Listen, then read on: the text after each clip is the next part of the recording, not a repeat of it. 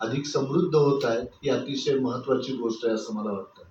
आजवर 8 साहित्य संमेलनं आपण घेतली आणि मगाशी आपल्याला बोलताना उलगुलान वेदचा अर्थ विदिशा विचार मंचच्या ममता क्षेमकल्याणी यांनी सांगितला की उलगुलान वेद म्हणजे क्रांती आणि उलगुलान वेद साहित्य संमेलन म्हणजे क्रांतीचा वेध घेणारं संमेलन.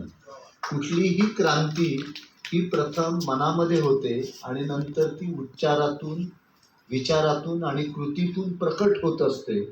त्यामुळे मनामध्ये जर क्रांती घडवून आणायची असेल तर ते सामर्थ्य फक्त आणि फक्त विचारांच्या मध्ये आहे आणि विचारांचा जागर हा केवळ आणि केवळ साहित्यातूनच होऊ शकतो.